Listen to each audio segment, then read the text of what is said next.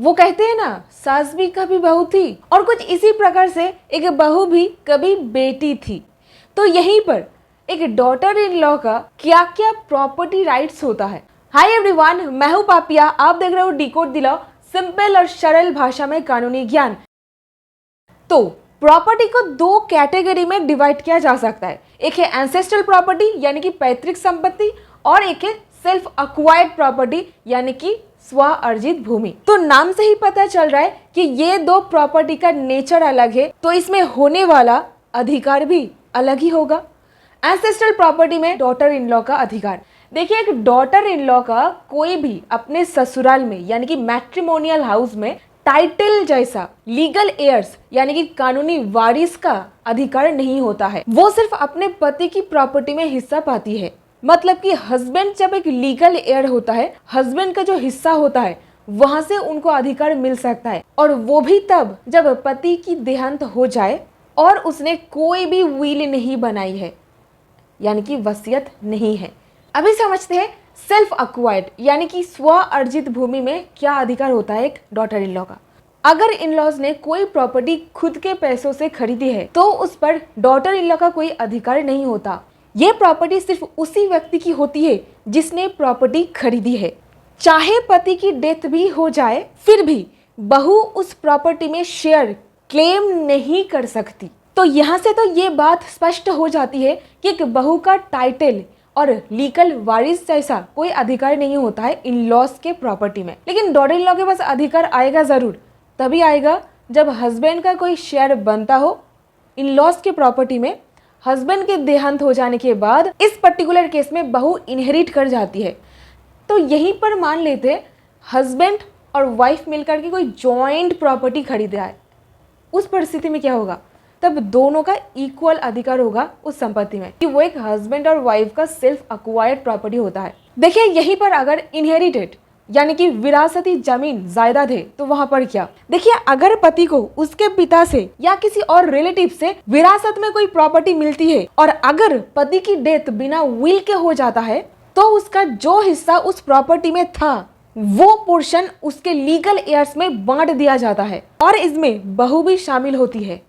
मतलब उसे उस हिस्सा का एक पार्ट मिल सकती है। तो यहीं पर एक सवाल आता है, विल के जरिए क्या बदलता है। देखिए, विल यानी कि वसीयत, और वसीयत कोई भी इंसान भारत में लिख सकता है, लेकिन उसके पास वसीयत लिखने के लिए एक संपत्ति भी होना चाहिए जिस संपत्ति में उसका हक बनता है, शेयर बनता है। मान लीजिए कोई जॉइंट या फिर एंसेस्ट्रल प्रॉपर्टी है और उस संपत्ति का अभी भी कोई बंटवारा नहीं हुआ है, क्या उस संपत्ति का विल लिखा जा सकता है?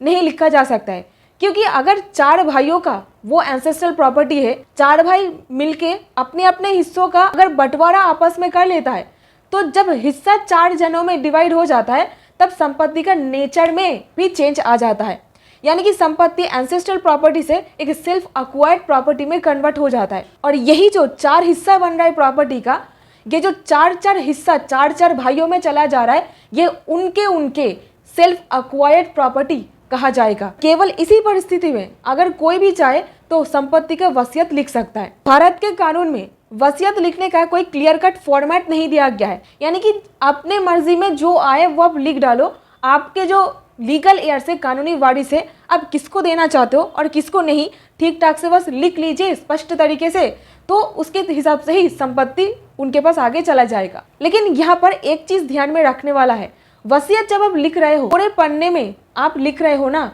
उसका मान्यता बहुत ज्यादा होता है, क्योंकि ये गुजरने वाले का आखिरी इच्छा होता है, इसीलिए लास्ट विल कहा जाता है और लास्ट विल को ही मान्यता दिया जाता है। यानी कि वसीयत लिखने वाला जब जिंदा है वो कितनी भी बार चाहे वसीयत को परिवर्तन कर सकता है, वसीयत में जो लिखा गया है कितनी भी बार चाहे उसको चेंज कर सकता है।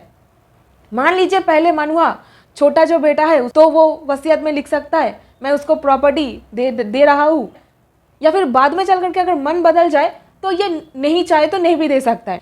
लेकिन आखिरी जो वसीयत है लास्ट विल कहा जाता है। सो लास्ट विल जो आखिरी वाला है उसको ही मान्यता मिलेगा और उसके हिसाब से ही संपत्ति आगे डिस्ट्रीब्यूट होगा लीगल एयर्स में, यानी कि बच्चों में। यही जो कानून का एक लूप होल्स है, इसको ही इस्तेमाल करके बहुत सारे बच्चे हैं जो दुष्ट नेचर के होते हैं वो अपने माता पिता को जबरदस्ती प्रेशराइज करके थंब इम्प्रेशन, अंगूठा वगैरह लगा लेते हैं कोई ब्लैंक कागज में, और अपने मर्जी से संपत्ति अपने नाम करवा लेते हैं जो मन में आए। बाद में देहांत हो जाने के बाद निकालते हैं कि ये देखो पापा ने वसीयत करके मुझे ये देके गया है। ऐसे बहुत सारे कोर्ट केसेस ऑन रिकॉर्ड आपको मिल जाएगा, ऐसा केसेस कोर्ट में चल रहा है। कोई पति ने वसीयत लिखा है, वहां पर वो अपने पत्नी को बहिष्कार कर रहा है, यानी कि संपत्ति देने से इनकार कर रहा है। तो क्या उस परिस्थिति में वाइफ को हिस्सा मिल सकता है? नहीं मिल सकता है, क्योंकि आखिरी विल में अगर यही लिखा गया है कि वसीयत में पत्नी को कोई भी हिस्सा नहीं दिया जा रहा है, तो उसको कोई भी हिस्सा नहीं मिलेगा। यहीं पर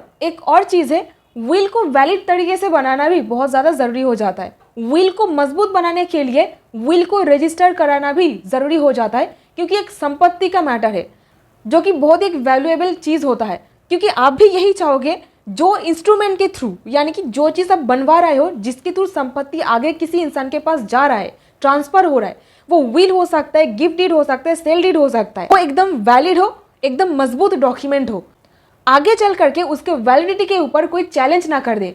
इसके लिए उसको रजिस्टर कराना भी जरूरी हो जाता है, और रजिस्टर करवाने के लिए आपको सब रजिस्टर ऑफिस में जाना पड़ता है। इसके लिए अलग अलग राज्य के अलग अलग स्टैम्प ड्यूटी, रजिस्ट्रेशन फीस वगैरह होता है जो आपको गवर्नमेंट को पे करना पड़ता है। तो यहीं पर ससुर के प्रॉपर्टी पर जिंदा रहते हुए क्या कोई हक मिल सकता? जब तक इन लॉज जिंदा है और उन्होंने कोई प्रॉपर्टी किसी को भी ट्रांसफर नहीं किया है, तब तक बहू का उनकी प्रॉपर्टी पर कोई अधिकार नहीं होता। यहीं पर पति की मौत के बाद क्या पत्नी का कोई हक होता है? अगर पति बिना विल के मर जाता है तो उसकी पूरी प्रॉपर्टी उसके लीगल एयर्स में बांट दिया जाता है, और जिसमें उसकी पत्नी और माँ बाप भी शामिल होते हैं। मान लीजिए अगर 100 करोड़ का कोई प्रॉपर्टी है, 2 बच्चे, बीवी और मदर इन लॉ जीवित है, तो 100 करोड़ का 4 हिस्सा होगा। ध्यान में रखने वाला एक और चीज है, अगर उसके पास उसके पिता की विरासत का कोई हिस्सा था तो उस विरासती प्रॉपर्टी में भी वाइफ का हिस्सा बनेगा। तो बहू का भले ही अपने इन-लॉज के संपत्ति में अधिकार कितनी भी लिमिटेड क्यों नहीं हो, और अधिकार तभी मिल सकता है जब हस्बैंड का डेथ हो जाता है, सो कितना भी लिमिटेड क्यों नहीं हो, लेकिन एक डॉटर इन लॉ भी कभी डॉटर थी। मतलब एक बहू कोई घर की बेटी है, तो बेटी होने के नाते बहू के अपने पिता के संपत्ति में पूरा अधिकार बनता है, जिस तरीके से एक बेटा को अधिकार मिलता है संपत्ति में। उस परिस्थिति में फादर ये नहीं कह पाएगा कि तुम्हारे शादी में तो इतना का जेवरात, इतना गड्डी हम लोग दिया है, लेकिन फिर भी भारत के कानून के हिसाब से अगर डॉटर चाहे तो बेटी होने के नाते फादर के पूरे संपत्ति में से एक हिस्सा वो डेफिनेटली मांग सकती है। ये कानून आया था 2005 में। फादर का देहांत 2005 से पहले ही क्यों नहीं हो गया हो, इस बात से कोई फर्क नहीं पड़ेगा। ऑन रिकॉर्ड सुप्रीम कोर्ट के जजमेंट पर यह कहा गया है। सुप्रीम कोर्ट के 2020 के जजमेंट के बाद जिस तरीके से फादर के प्रॉपर्टी में एक बेटा को हिस्सा मिलता है, और कुछ इसी प्रकार से बेटी को भी हिस्सेदार यानी कि को-पर्सनर बना दिया गया है। सो ससुराल में बेटी का अधिकार कितनी भी लिमिटेड चाहे हो, लेकिन अपने पिता के संपत्ति में ऐसा नहीं है। खून के रिश्ते वाले भाई बहन भी कोर्ट कचहरी का चक्कर लगाते रहते हैं। एक तरफ ब्रदर का ये कहना है कि तेरे शादी में तो इतना का जेवरात, इतना का गड्डी पापा ने दिया है, फिर भी क्यों प्रॉपर्टी में हिस्सा मांग रही है, और दूसरी तरफ एक लड़की को प्रेशराइज किया जाता है।